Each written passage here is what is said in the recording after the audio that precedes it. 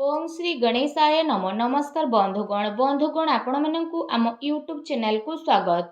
बंधुगण आजिर ए भिडियो रे आमे आपण मानकु कहबा पई जाउछु आगामी 3 दिनर स्थिति आपणकर किपरि रहिबो, केउ प्रकार ए आगामी 3 दिन को आपण प्लानिंग करिवे, ता सहित जदि आमे आपण मानकु कहबु केउ सब क्षेत्र रे आपणकु फायदा हेबो, केउ सब जिनिस रे आपणकु विशेष रूप रे सावधानता अवलंबन करबाकू पड़िबो, आपणकर लव लाइफ किपरि रहिबो, क्यारियर किपरि रहिबो, बिजनेस आउ व्यापार किपरि रहिबो एवं ता सहित स्वास्थ्यर मध्य महत्वपूर्ण इनफॉरमेशन आमे आपण मानकु देबु। आउ ए वीडियो शेष रे आमे आपण मानकु किछि उपाय विषय मध्य कहिबु, जहा द्वारा आपण ए दिन को आहुरी अधिक शुभ और मंगलदायक सब्यस्त करि परिबे। तेणु आगो को वीडियो आरंभ करबा पूर्व आमर आपण मानकु रिक्वेस्ट कि जदि आपण आमर ए चैनल ले नुआ आछंती तो चैनल को सब्सक्राइब करंतु एवं सांगरे नोटिफिकेशन बेल को मध्य ऑन करंतु, जहा द्वारा समय समय रे सो अपलोड हेउतबा नुआ नुआ वीडियो रो नोटिफिकेशन आपनकु मिलिबो। आसंतु जानिबा किपरि रहइबो ए आगामी 3 दिन आपनक पई विशेष भाबरे। जदि आमे आपण मानकु विशेष रूप रे कहबु, सबुठारु प्रथमे कहबु कि कोन आपनक पई ए 3 दिन रे पॉजिटिव रहबा पई जाउछि। जदि कहबा तो फ्रेंड्स, ए दिन रे प्रकृति आपनकु भरपूर साथ प्रदान करिबो। कौनसी लाभदायक एवं महत्वपूर्ण समाचार मिलिबा कारणरू आपण निजे निजकु आत्मबल एवं भावनात्मक रूप से बहुत अधिक सशक्त अनुभव करिवे। अटकी थिबा कार्य को पूरा करिबा पई मध्य आपण पूरा परिश्रम करिवे। ए दिन आपणक पई बहुत ही लाभदायक दिन साब्यस्त हेबाकू जाउछि। ए दिन रे कौनसी महत्वपूर्ण समाचार आपणको अवश्य मिलिबो। आर्थिक समस्या सुधुरिबो। अटकी थिबा कौनसी जमी बाड़ी संबंधित कार्य रे आपणको सफलता मिलिबार जोग मध्य बनुछि। एहा द्वारा पुराणा मित्रंको द्वारा साक्षात हेबा कारणरू मन बहुत प्रसन्न रहिबो। सुख सुविधा भली जिनिस को आपण किणा किणी करिके निजर टाइम को स्पेंड करिवे। निजर प्रतिभा आ क्षमता को बुझंतु। एहा द्वारा आपणको व्यक्तित्व रे आहुरी अधिक निखार देखिबाकू मिलिबो तथा समाज रे आपणकर छवि मध्य बढ़िबो। ए दिन आपणकर व्यस्तपूर्ण रहिबो, कामर अधिक बोझ रहिबो, किंतु सफलता मिलिबा द्वारा थकापण आपणको हेबो नाही एवं उत्साह मध्य आपणकर बनिकी रहिबो। घरे बंधु को आगमन द्वारा मौज मजलिस रे टाइम को स्पेंड करिवे। निजर योजना को सफल बनेकी रखिबा पई ए दिन आपणको पई बहुत ही उत्तम रहिबो। काफी लंबा टाइम रु चली आसुथुबा कौनसी प्रॉब्लम रु आपणको मुक्ति मध्य मिली जिवो, जहा पई आपण निजे निजकु चिंता मुक्त विशेष रूप रे अनुभव करिवे एवं आर्थिक मामला रे ठोस एवं महत्वपूर्ण निर्णय आपणक पई लाभदायक सिद्ध हेबो। समस्तंकर चाल आपणक सपक्षरे रहइबो एवं एहार आपण भरपूर उपयोग मध्य करिवे। आपणक भितरे कार्य प्रणाली कारणरू आपण समस्तंक प्रशंसार मध्य पात्र होई जिवो, किंतु कौनसी भी कार्य बा योजना पूर्वरु रूपरेखा अवश्य बनंतु। एहा आपणक पई बहुत ही भल रहिबो। अनेक प्रकारर सफलता ए दिन रे आपणकु अवश्य ही प्राप्त हेबाकू जाउछि। ता सहित आसंतु जानिबा आपणक पई कोन ए दिन रे नेगेटिव रहिबो। निजर क्रोध एवं तरतर भली जेपरि स्वभाव रे आपण नियंत्रण रखंतु। कौनसी संबंधित बा पड़ोसी सहित वाद विवाद भली स्थिति आपणकर उत्पन्न हेबो। उचित हेबो कि निजर कार्य उपरे आपण ध्यान दियंतु। अन्यर अजथा कथा को नजर अंदाज करंतु। मन रे किछि भूल बुझामणा बा आशंका हेबार विशेष रूप रे संभावना रहिछि। निजर स्वभाव रे नियंत्रण रखंतु, कारण केबे केबे आपणकर क्रोधपूर्ण बाणी अन्य को आहत मध्य करि पारे। एहा सह संबंध रे मध्य आपणकर कटुता आसे। आय संसाधन रे आपणकर कमी आसीबो, किंतु खर्च मध्य आपणकर बढ़िबो।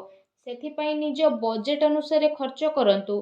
किछि अस्वस्थता मध्य आपण अनुभव करिवे, किंतु आपणकर कॉन्फिडेंस आपणकु एक्टिव बनेकी रखिबो। एहा सहित जदि कहिबा अन्य कारणरू कौनसी प्रकारर धन हानि मध्य आपणकर होई पारे। भाई भौणी सहित निजर संबंध को खराब ना हेबाकू दियंतु नाही। एहा द्वारा अकारण रे ही आपणकर चिंता उत्पन्न हेबो। कौनसी प्रतिद्वंदी जलन भावना कारणरू आपणक पई किछि नकारात्मक वातावरण मध्य अनुभव हेबो एवं किछि कथा को नै लड़ाई झगड़ा मध्य आपणकर होई पारे, किंतु टिके सावधानता आपणको प्रॉब्लम रु मुक्त मध्य प्रदान करिवो। घर बड़ वृद्धंकर अवहेला आदु करंतु नाही। केबे केबे भूल बुझामणा एवं अलस्वामी कारणरू ଆପଣଙ୍କର ବନୁଥିବା କାର୍ଯ୍ୟରେ ରୋକାବଟ ମଧ୍ୟ ଆସିପାରେ। ଏହା ସହିତ ନିଜ ବିଚାରରେ ମଧ୍ୟ ସୁଧାରତା ଆଣନ୍ତୁ। ଏହା ଆପଣଙ୍କ ପାଇଁ ବହୁତ ହି ଭଲ ରହିବ। ଆସନ୍ତୁ ଜାଣିବା ଏ ଦିନରେ ଆପଣଙ୍କର ଲଭ୍ ଲାଇଫ୍ କିପରି ରହିବ।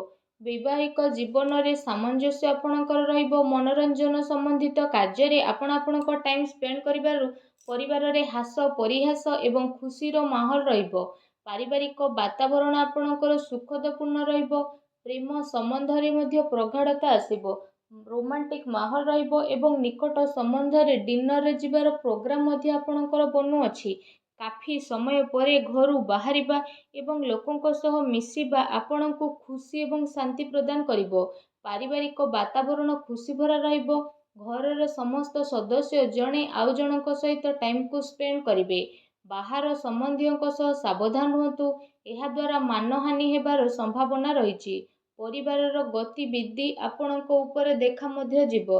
କାହିଁକି ନା କାମର ବ୍ୟସ୍ତତା ପରେ ଆପଣ ପରିବାରକୁ ଟାଇମ୍ ଦେଇପାରିବେ ନାହିଁ।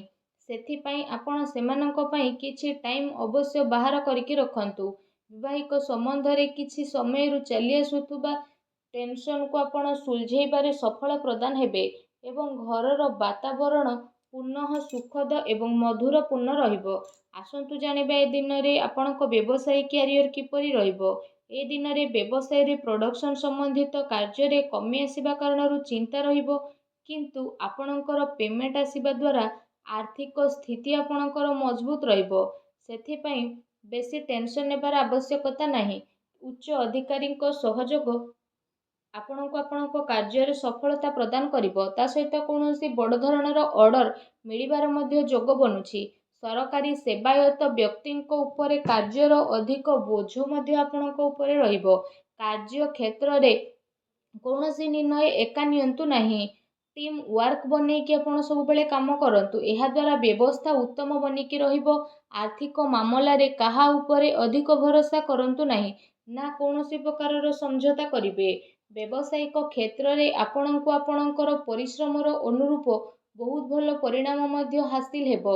ଏ ଦିନରେ ଆପଣଙ୍କୁ ଆପଣଙ୍କ ଭାଗ୍ୟର ଅଧିକ ସହଯୋଗ ମିଳିବ। ଚାକିରି ପେଶା ବ୍ୟକ୍ତି କୌଣସି ସରକାରୀ ମାମଲାରେ ଫସି ମଧ୍ୟ ପାରନ୍ତି, ତେଣୁ ସାବଧାନ ରୁହନ୍ତୁ। ବ୍ୟବସାୟିକ ପରିସ୍ଥିତି ଆପଣଙ୍କର ଅନୁକୂଳ ରହିବ। ନିଜର ପୁରା ଧ୍ୟାନ ବିଜନେସରେ କେନ୍ଦ୍ରିତ କରନ୍ତୁ। କୌଣସି ବଡ଼ ଲୋକଙ୍କର ମିଳିବାର ସମ୍ଭାବନା ମଧ୍ୟ ରହିଛି। ବ୍ୟବସାୟିକ ଗତିବିଧି ସମ୍ବନ୍ଧିତ ଯୋଜନା କୌଣସି ବାହାର ବ୍ୟକ୍ତି ଆଗରେ ଆପଣ ସେୟାର କରନ୍ତୁ ନାହିଁ। କେହି ଏହାର ଅନୁଚିତ ଉପଯୋଗ ମଧ୍ୟ କରିପାରେ ଏବଂ ଅର୍ଡର ସମ୍ବନ୍ଧିତ ସବୁ କାର୍ଯ୍ୟରେ ପକ୍କା ବିଲ୍ର ଆପଣ ଉପଯୋଗ କରନ୍ତୁ। ଚାକିରି କରୁଥିବା ଜାତକଙ୍କ ପାଇଁ ଏ ଦିନ ବହୁତ ହି ଲାଭଦାୟକ ଦିନ ରହିବାକୁ ଯାଉଛି। ଏହା ସହ ଚାକିରି ସମ୍ବନ୍ଧିତ ଏ ଦିନରେ ଆପଣଙ୍କୁ ବହୁତ ହି ଭଲ ଖୁସି ଖବର ଅବଶ୍ୟ ହିଁ ପ୍ରାପ୍ତି ହେବ, ଯାହାଦ୍ୱାରା ଆପଣଙ୍କୁ କାଫି ଖୁସିର ଅନୁଭବ ହେବ। ଆସନ୍ତୁ ଜାଣିବା ଏ ଦିନରେ ଆପଣଙ୍କ ସ୍ୱାସ୍ଥ୍ୟ କିପରି ରହିବ। ଗ୍ୟାସ୍ ଏବଂ ଏସିଡିଟି ଦ୍ୱାରା ଆପଣ ପ୍ରୋବ୍ଲେମ ରହିବେ। ଖାଦ୍ୟପେୟରେ ସଂଯମତା ରଖନ୍ତୁ। ବ୍ୟବସ୍ଥିତ ଦିନଚର୍ଯ୍ୟା ରଖିବା ପାଇଁ ଆପଣଙ୍କୁ ଆବଶ୍ୟକ ରହିଛି। ସ୍ୱାସ୍ଥ୍ୟ ମୌସୁମୀ ପରିବର୍ତ୍ତନ କାରଣରୁ ଥକାପଣ ଆପଣଙ୍କୁ ଅନୁଭବ ହେବ ଏବଂ କମଜୋରି ଅନୁଭବ ହେବ। ନିଜର ଇମ୍ୟୁନିଟି ସିଷ୍ଟମକୁ ଷ୍ଟ୍ରଙ୍ଗ କରନ୍ତୁ। ତା ସହିତ ନିଜ ସ୍ୱାସ୍ଥ୍ୟକୁ ଆହୁରି ଅଧିକ ଭଲ ରଖିବା ପାଇଁ ଆପଣ ପ୍ରତ୍ୟେକ ଦିନ ଯୋଗ କରନ୍ତୁ, ବ୍ୟାୟାମ କରନ୍ତୁ ଏବଂ ସୁସ୍ଥ ରୁହନ୍ତୁ। ଆସନ୍ତୁ ଜାଣିବା ଆଜି ଆପଣଙ୍କ ପାଇଁ କ'ଣ ବିଶେଷ ଉପାୟ ରହିଛି। ଏ ଦିନରେ ଆପଣ ବିଶେଷ ରୂପରେ ସ୍ନାନ ଆଦି କରିସାରିବା ପରେ ନିଜର ଶ୍ରଦ୍ଧା ଅନୁସାରେ, ନିଜ ସାମର୍ଥ୍ୟ ଅନୁସାରେ ସବୁଜ ମୁଗର ଦାନ ଭଗବାନ ଶ୍ରୀ ଗଣେଶଙ୍କୁ ସ୍ମରଣ କରିକି କରନ୍ତୁ। ଏପରି କରିବା ଦ୍ୱାରା ଭଗବାନ ଶ୍ରୀ ଗଣେଶଙ୍କ କୃପା ପ୍ରାପ୍ତ ହେବ ଏବଂ ଆପଣଙ୍କ ଜୀବନର ସବୁ ଦୁଃଖ କଷ୍ଟ ଦୂର ହେବ, ସବୁ ବାଧାବିଘ୍ନ ମଧ୍ୟ ଦୂରେଇ ଯିବ। ଆଶା କରୁଛି ଆଜିର ଭିଡ଼ିଓଟି ଆପଣଙ୍କୁ ଭଲ ଲାଗିଥିବ। ଭିଡ଼ିଓଟି ଭଲ ଲାଗିଥିଲେ ଭିଡ଼ିଓଟିକୁ ଲାଇକ୍ କରନ୍ତୁ। ଆଉ ଯଦି ଚ୍ୟାନେଲରେ ନୂଆ ଆସିଛନ୍ତି ତ ଚ୍ୟାନେଲକୁ ସବସ୍କ୍ରାଇବ୍ ମଧ୍ୟ କରନ୍ତୁ। ଧନ୍ୟବାଦ।